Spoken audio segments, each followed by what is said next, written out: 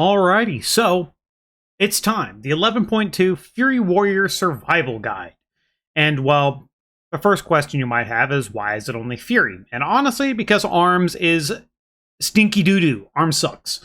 Arms is so cooked that they are finding builds where you don't even take Rend as Slayer Arms, and it's doing more single target than the build that is taking Rend. And it's still bad. It's still just terrible. Arms is in a very, very bad spot. But personally, I honestly don't mind that Arms is in a bad spot. It is not very fun to play. And even now, it still has the weak aura, Ashen Juggernaut problematic gameplay that I think is very unenjoyable to play and experience, and I don't mind that it's bad. However, well, a couple things you're going to be able to find in the video. I'm going to have the builds done. So in my Discord, I'll have the builds. If they do buff Arms, and there are some like viable builds that I think are worth like even looking at, I will put them here. But I'll have our talent builds here. I have all my UI stuff, my updated player profile, UI profile, all that stuff. If you're interested in that, if you're not, and all you want is the builds, they will be in the description. And here are the builds. Now, there's not a lot that has really changed with Warrior. The only thing that's actually changed is our tier set. Everything else is kind of the same. These tier sets these builds will only work on the new patch, so you can't like preload them now. But let's kind of talk about what's going to be happening with Slayer Fury in our new updated rotation. So the Slayer Fury 2 set, execute damage increased by 10% and executes from sudden death at a 10% per stack of Overwhelm to trigger a Slayer Strike at 100% effectiveness. So what this means is you are generally going to have all 10 stacks of Overwhelmed at all times after a very short amount of time into the boss. And what this means is that basically you are going to want to send sudden death on cooldown whenever you get it as Fury Slayer. You're going to get a ton of sudden death procs because you are triggering a Slayer Strike. It triggers more mark for execution. Every additional Slayer Strike gives you more sudden deaths. So you're going to have natural sudden deaths that are constantly proccing, and those procs from the sudden deaths are even going to proc more sudden deaths. And they are doing a ton of damage, and every sudden death you cast will auto cast a Slayer Strike. So it just feeds into itself. So you never want to be sitting at 2 stacks of sudden death. You basically want to be sending it all the time. Now here's the important part. The 4-piece. Overpower, this shows it for Arms, but Overpower and Raging Blow damage increased by 10%, and Raging Blow has a 2% chance per stack of Overwhelmed on the target to trigger Reap the Storms at 150% effectiveness. So, every time you cast Raging Blow, when you're playing properly, will have a 20% chance to cast a Reap the Storm at 150% effectiveness. That is a ton of damage. So how does this change our build? Well, we don't take Bloodthirst talents anymore. We don't take Fierce Follow-Through anymore. We don't track the crit percentage from Blood Craze anymore. It's just a talent that helps us get to Deft Experience. Our bleeds are so bad that we don't really care about Bloodborne. Thunderous Roar is so weak that instead of taking any talents that buff it, we're taking additional crit damage for Execute. So our capstones are just pretty terrible across through most of them. So that brings us to our playstyle. You'll cast your cooldowns, you'll rampage so you don't overcap, you will sudden death execute every single time it's up, as long as you're not overcapping. If you're at 2 stacks, you're probably going to want to send the sudden death execute anyway, but you just don't want to overcap raid. So rampage, sudden death execute, Raging Blow until you can't press Raging Blow or Rampage or whatever. Then Bloodthirst, baseline execute, and then Whirlwind. I haven't done the actual math, so it is possible that it might be worth casting execute before Bloodthirst.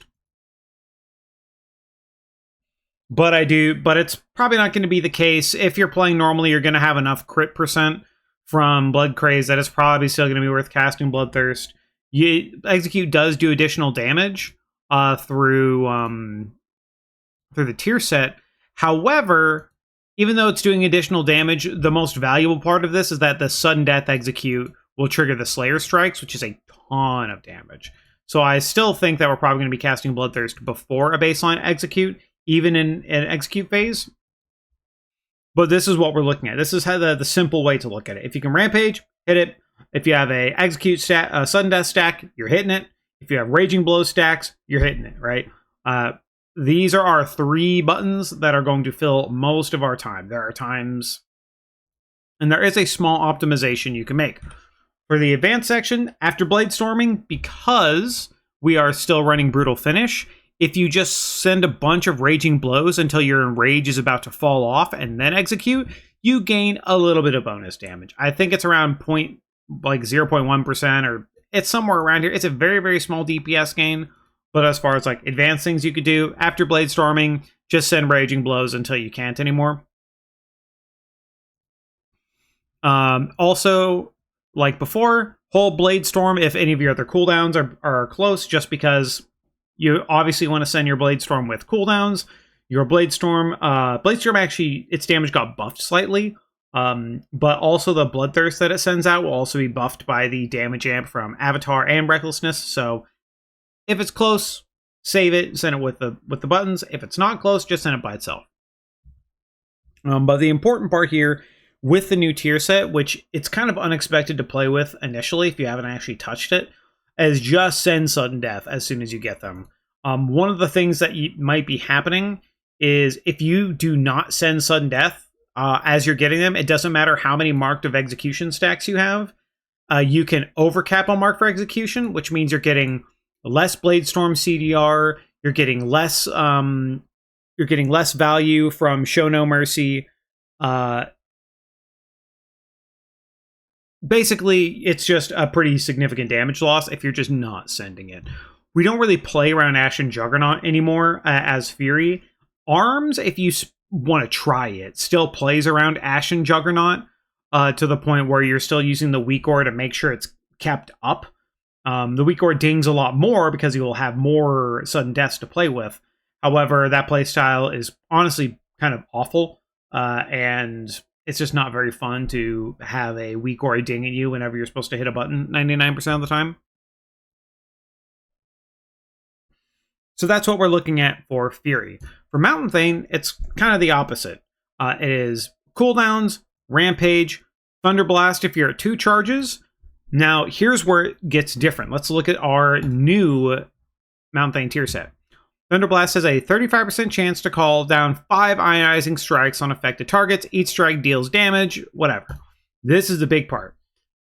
Ionizing strikes deal more damage, and when you trigger ionizing strikes, you gain a charge of Thunderblast, and your next Thunderblast deals 100% additional damage. So, there might be situations where you have to play reactively to your procs, where if you get an ionizing strike proc, and you instantly refund your Thunderblast, there might be situations where you're popping your cooldowns, rampaging, and you go Thunderblast, Thunderblast. Because you'll be at 2 stacks. I mean, if you're really lucky, you could go Thunderblast, Thunderblast, Thunderblast. You could hit it 3 times in a row.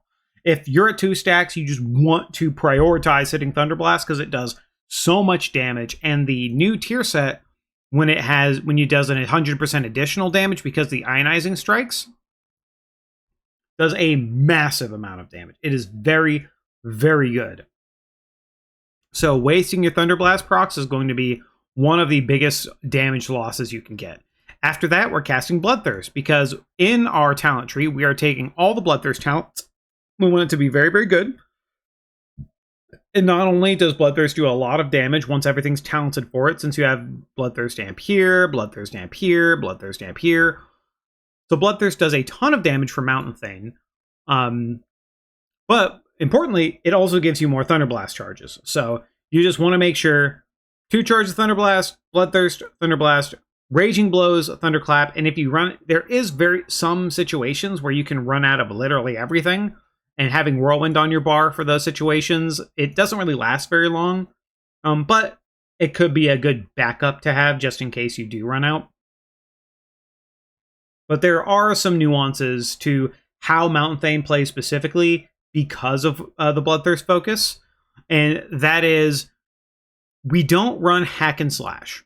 So our Raging Blow economy is actually far, far less than what you're going to be used to. Because of that, if you do not prioritize Bloodthirst correctly, you will run out of buttons to press more often because Bloodthirst has its 4-second cooldown whenever you hit the button. So, Bloodthirst is going to be our primary button 99% of the time, unless, like it says here, you have 2 charges of Thunderblast or you're going to overcap on Rage. So it does feel a little weird, and it is different to get into, but once you get the feel for it, it plays the exact same. But something that's actually kind of enjoyable about this altogether is the fact that now Slayer and Mountain Thane really play different. Thane is all about BTs and T-blasts, and Slayer is all about executes and Raging Blow. So they're both pretty good, and the playstyles are a little different, so you're not really doing the same thing all the time.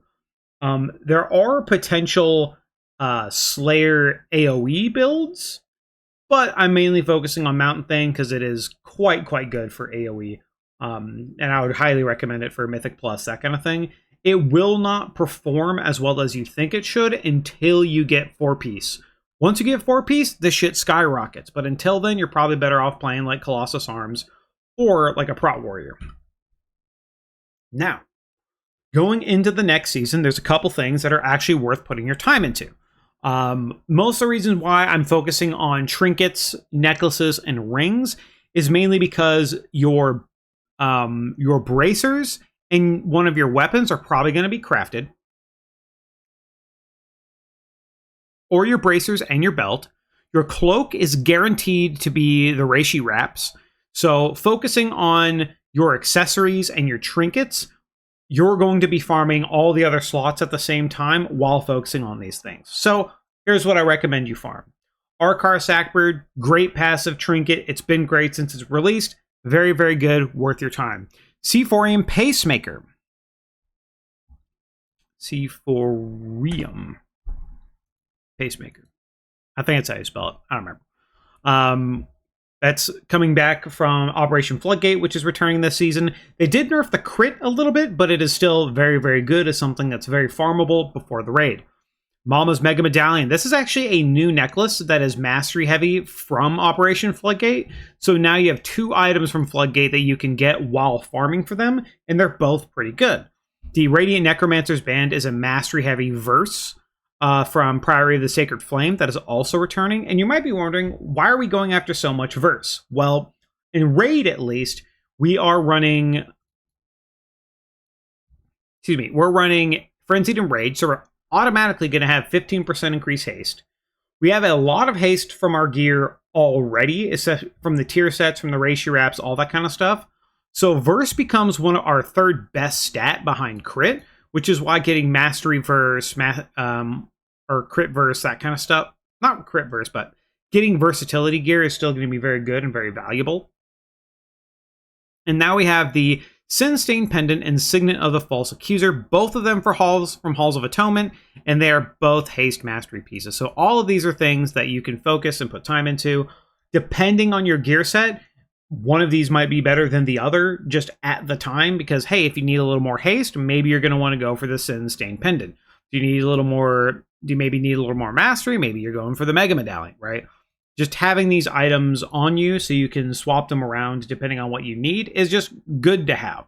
Most of your other slots, like your primary stat slots, helm, shoulders, chest, legs, boots, that kind of thing, are probably going to be gotten while doing anything else. To note, there is the new raid boots that is going to be BIS for every single class from the Soul Hunters boss. Now, here are things I would recommend looking out for raid gear. And it's kind of weird because most of the raid gear we're getting is actually from the early 5, early 6 bosses. So most of our BIS gear is not from boss 7 and 8. It's from the ones before that. So we actually have a very good way to get all the gear we want before having to fight the more difficult encounters inside the raid. First and foremost, our best weapon will be from the 4th boss, Forge Weaver Araz. It is a mastery heavy haste sword. It not only looks really cool, it does a lot of damage. It's going to be our best weapon for sure. The Eradicating Arcanacore trinket got buffed. It's from the first boss of the raid, and it is one of our best trinkets. It's on our BIS list for trinkets. Currently, it's very weird for Fury, the way they nerf the Stone Idol from Halls of Atonement. We don't really have any good active trinkets right now. Even the Unyielding Nether Prism that I mentioned here below might be okay in Mythic Plus, but isn't really performing that great. So both of our trinkets currently that we're looking for, I think for Arms and Fury, are passive ones. So, first boss trinket, going to be best for us, Eradicating Arcanacore. Astral Antenna trinket, it is just a primary stat crit trinket from Lumithar. Going to be our next best. That's our second best trinket from the second boss. This ring, the Logic Gate Omega, is a very, very, very heavy mastery haste ring. It's like 8,000 mastery, 1k haste. It is very mastery heavy, and it's where we're going to get a lot of our mastery this season, which is why looking at other versatility or haste items are going to be good for us. Obviously, I said the special boots. The Chrysalis of Sundered Souls. This is a very versatility-heavy haste neck from the third boss. So once again, first boss, second boss, fourth boss, third boss, fourth boss, fifth boss. Like, all these early bosses are giving us great stuff. This is probably going to be our best in slot neck. Early on, obviously, maybe the Big Mama neck or the neck out of Halls of Atonement might be better for us. Just make sure to sim your character. But as we're getting towards the later game, as we're getting towards, as we're getting towards our BIS gear setups, this necklace will definitely overtake, just because a lot of the gear that we have isn't going to have versatility on it. So having a big verse stat stick like this necklace is going to be really, really good, because we like the stat, and this is the obviously last patch of the expansion. So our secondary stats are going to be very high regardless. We mentioned the special boots. And then this is an honorable mention for the Unyielding Nether Prism. This is the trinket that does damage and builds up stacks of primary stat you can activate. You could kind of make it akin to something like the Spymaster's Web trinket from Nerebar Palace, which was very, very good. However, the Spymaster's Web trinket didn't do damage. It just stacked up a primary stat proc. That made it way better in burst situations, and it also gave you way more primary stat. Maybe they felt like it was too strong, which is why this is a strength agility trinket that will be available from Fractilis, the 6th boss. It might be decent, might be something decent to get your hands on early. But realistically, if you're like gunning for something, I would gun for these two trinkets here. And if nobody else wants this Unyielding Nether Prism, it might be something decent to pick up. Who knows? Maybe they'll buff it a little bit again. I don't really know. It might be good for Mythic Plus. But right now, our primary goal is clearing the raid as efficiently as possible. And to the final slide, talking about crafted gear. Most likely, what's going to happen is most raiders are going to be crafting a... well, compared to Liberation of Undermine, we had 2 special weapons in Best in Slots and Capital Punisher that were very valuable and worth getting. Now, we do have a rare weapon in the raid, but it is crit primary. It is all crit. I'm going to want that item for maybe arms if they buff it, or just the cosmetic. But the very rare mace off of Nexus King isn't very good for us. Because of that, we're going to want the weapon off the 4th boss, and we're probably going to be crafting Dark Moon Ascension. So if you're focusing on raid, it's most likely going to be an early 2-handed weapon craft with Dark Moon Ascension, followed by a bracer craft with Writhing Armor Banding to get the bonus effect. If you're going to be focusing on this, there are some good dungeon items, like the Dawnbreaker and the Echo Dome Belt are Mastery Haste for the Dawnbreaker belt, and the Echo Dome belt is Mastery Verse. The raid also has a heavy Mastery Haste belt, so you can get that belt from raid as well. Very good stats for us.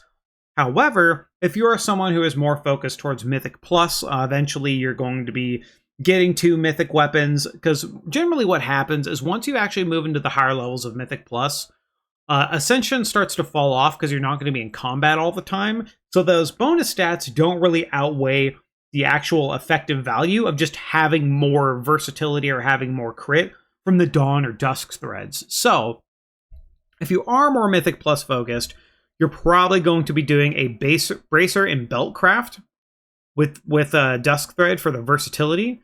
And then realistically, that's going to be it. You're not going to be able to craft it on your rings or necklace because you can't put Dusk thread in there.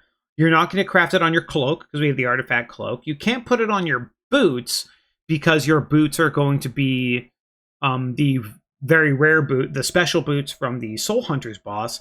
So the only other slot you can actually put the Dawn or Dusk thread is going to be in a primary stat piece like chest, shoulders, helm, legs, gloves, which most of the stats we're getting from our tier set, we're probably going to use 5 out of 5 of our tier set pieces, and having that reduced item level in such a big slot like a chest piece or a pair of legs is not what we really want. So realistically, Mythic Plus crafting is just going to be belt or bracer because every other slot's kind of taken.